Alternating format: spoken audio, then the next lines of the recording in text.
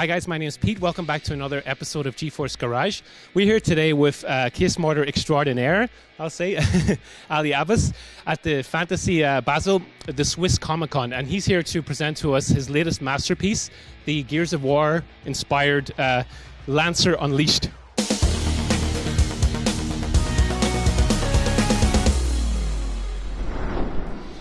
I don't even know where to start, but so for those who don't know you, this is obviously, I would say, not your first case mod, right? Not really, no. I've got a few under my belt, yeah. So how long have you been doing this?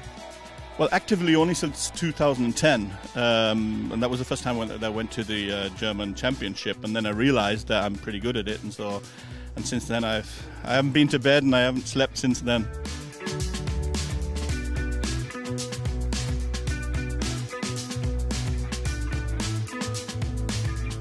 First things first, what spec have you got in here? What's it got under the hood?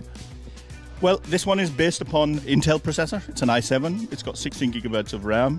It's got a GTX 1060 graphic card.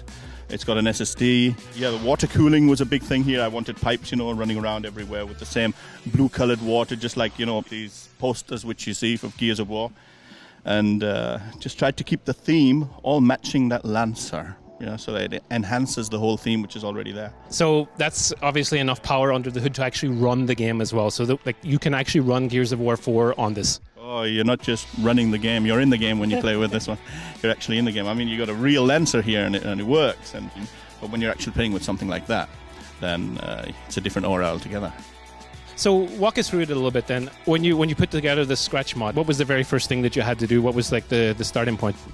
Well, when we first of all talked, I mean, I'm sure you remember we talked about the Lancer and building hardware into it didn't work that way because there's not much space inside there.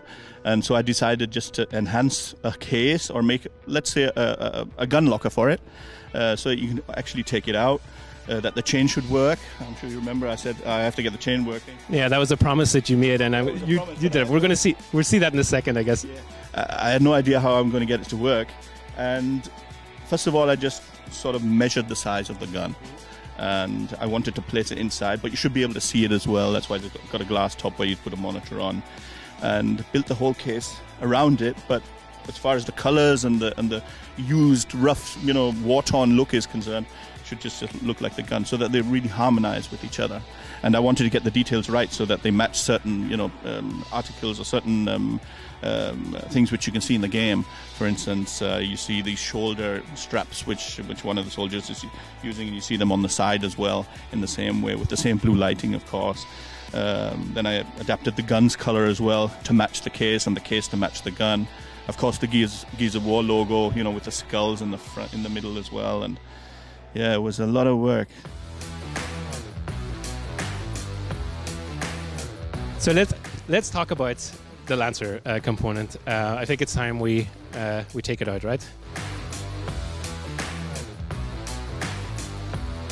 Alrighty, so you've taken it out.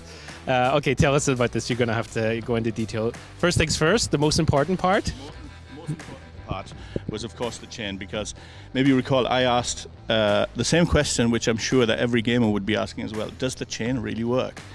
And even though I promised that I'm going to get it to work, I had no idea how I'm going to do it. Yeah, and I tried a couple of things and they didn't work, and then I found a motor as well, and it took too much electricity as well, and so the battery was always empty. But in the end, I took a normal bike chain. I had to change the cogwheel in the front, and there's a 12-volt motor here. I used the magazine itself. I had to rip out its guts, and I had to put in new stuff. But I used that to put the battery pack inside, and a little charger as well.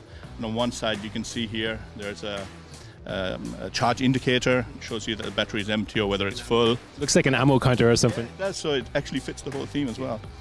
So it looks so realistic, aside from the fact that there's a chainsaw on it. You must have gotten quite a few looks at customs. Oh, we did. Actually, we were supposed to be here at 4 o'clock, and it took us, we had 5-hour delay, because in Germany and here in Switzerland as well, we have problems getting through customs.